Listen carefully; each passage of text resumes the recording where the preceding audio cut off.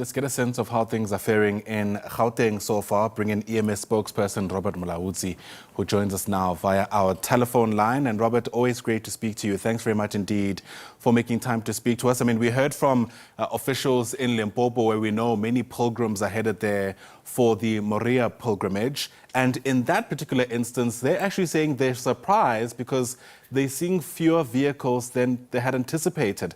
How's it looking in Johannesburg? Thank you very much. Good morning, and good morning to the viewers.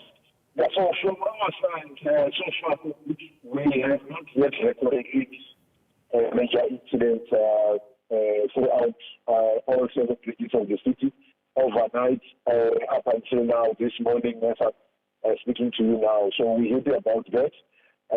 We still have all our monitoring teams in all 7 regions of the city monitoring for any emergencies which might occur, and of course all our 29 fire stations are fully operational with all our specialized teams on high alert.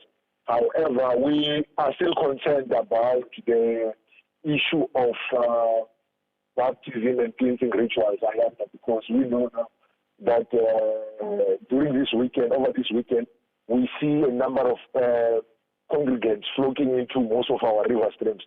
Can be Calfontaine, Clean Valley, and Jackskey, conducting baptism and cleansing rituals there. So we have done a lot of work in terms of educating them about the dangers of conducting these rituals at night, and also ensuring the safety of the congregants, so that we can be able to prevent incidents which have occurred. Like last year, we know we have lost 2 young people who were being baptized, and unfortunately they were swept away. The previous year, we lost so many people, over 15 people along Jackskey. So we are really concerned about the number of incidents where people are swept away while congregants are conducting this baptism. But so far, we have not recorded any. So we're hoping that with the campaigns which we are conducting, working together with our traditional healers and also, our pastors and bishops, we already have started with those kind of campaigns in the area of Alexander, where we visited Lombardy, one of the river streams, to educate the congregants who normally conduct these kind of rituals to ensure the safety of the congregants. Yeah, and it's not a new issue, this, Robert. In fact, it comes up often around this time.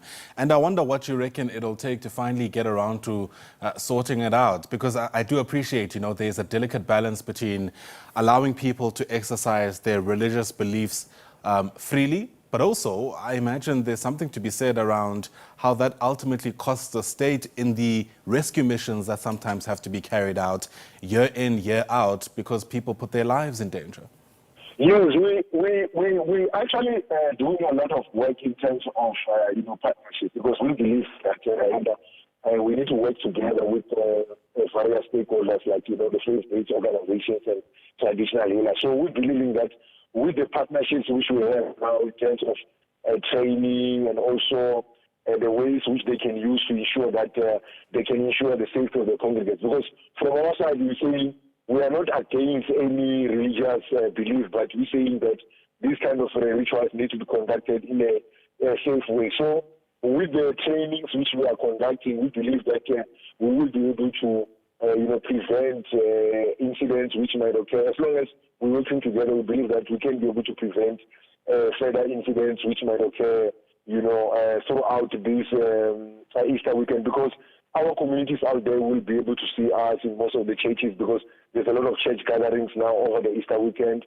We'll be visiting shopping malls, shopping centers to educate our residents about the importance, not only the water-related emergencies, but also, fires and other emergencies, because we know that we normally receive a lot of, a number of fire incidents, especially in our informal settlements during this holiday period. So we are actually working together to make sure that we address all the issues which we know that we might have incidents over this weekend. So far, we're happy that we have not yet reported any major incidents. However, if there are any residents who might come across any life-threatening emergencies, they can be able to contact us on our emergency call center, which is 011-375-5911. Yeah. In the past, Robert, we've seen reporting around how the city of Johannesburg doesn't have enough ambulances, for example, to respond to, all of the possible emergencies that might take place. And I know that it's difficult to quantify what that means. But essentially, my question is, how comfortable you are about your response time if the situation were to change drastically and in a short period of time. Yeah, luckily, at this stage, the ambulance situation, it has been provincialized now. The Gauteng provincial government is now the ones who are running that ambulance. So we are left now with the fire and rescue services. So in terms of the fire and rescue services, yes, we do have enough manpower, boots on the ground, because most of our colleagues, they didn't get a chance to respond to emergencies. So all our specialized team are on high alert, like the aquatic rescue unit, which is a specialized team which responds to water-related emergencies. Our urban search and rescue unit is also on high alert, and also our hazmat unit is also on high alert. So from our side, we believe that we can be able to deal with any emergencies which might occur throughout the city of Johannesburg. Of course, working with other stakeholders in public safety like JMP and also disaster management. All right. Robert Mulaudzi, as always, thanks very much indeed for making time to speak to us. Robert is the EMS spokesperson in Johannesburg.